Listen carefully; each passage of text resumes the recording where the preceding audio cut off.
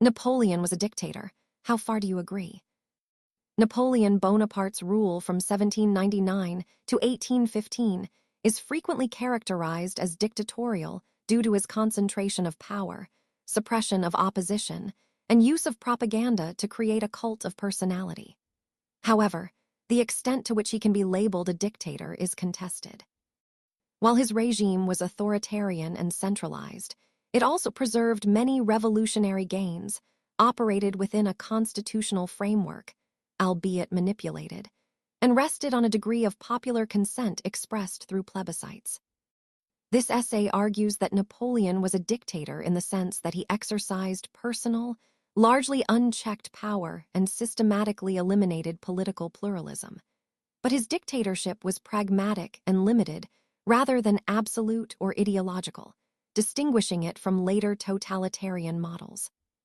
The most compelling evidence for viewing Napoleon as a dictator lies in his systematic consolidation of personal power and suppression of opposition.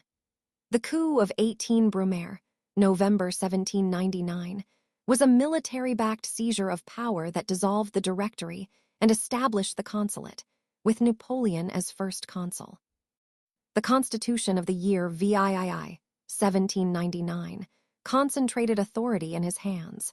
He appointed ministers, controlled legislation through the Council of State, and could dissolve the tribunate and legislative body.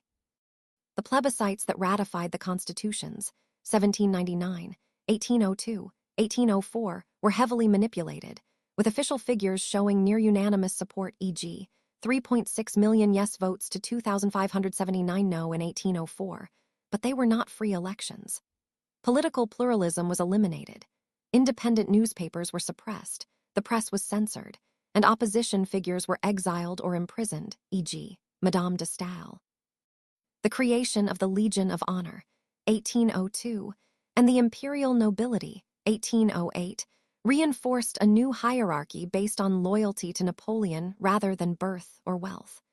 These measures indicate a regime that prioritized personal control over representative government. Napoleon's use of police power and repression further supports the dictator label. The Ministry of General Police under Joseph Fouché operated a network of spies and informants, monitoring dissent and arresting critics.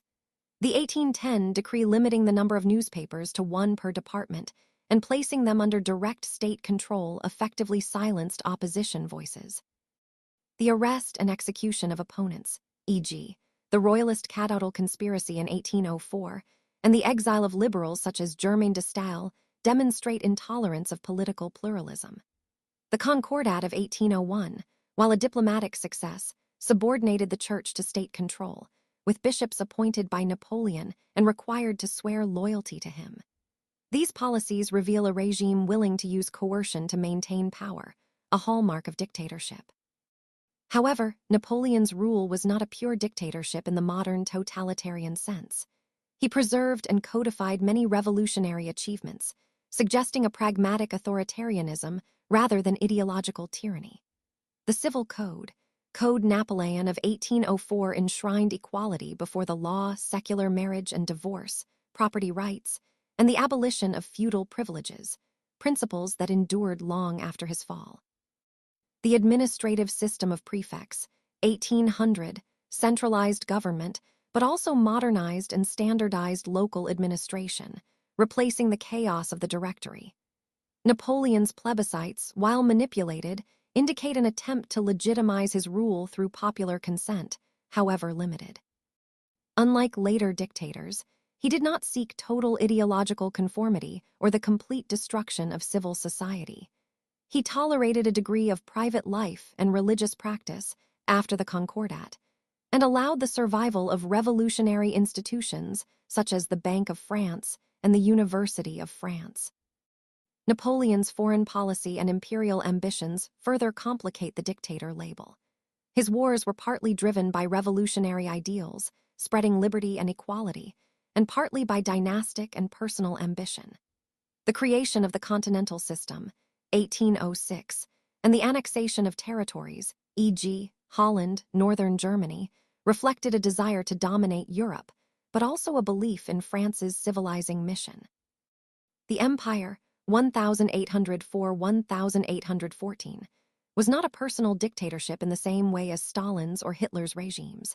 It retained some constitutional forms and allowed limited local autonomy in satellite states.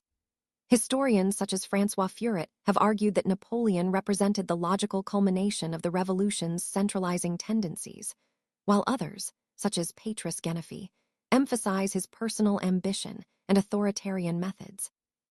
Both perspectives acknowledge that his rule combined revolutionary legacy with dictatorial practice. In conclusion, Napoleon was a dictator in that he concentrated power in his own hands, suppressed political opposition, and ruled through manipulation and coercion. However, his dictatorship was pragmatic, limited by the revolutionary heritage he preserved, and dependent on a degree of popular consent. Unlike 20th-century totalitarian regimes, it did not seek total ideological control or the destruction of civil society. The label dictator is therefore accurate but incomplete. Napoleon was an authoritarian ruler who blended revolutionary ideals with personal autocracy, creating a regime that was dictatorial in method but not wholly dictatorial in aim or outcome.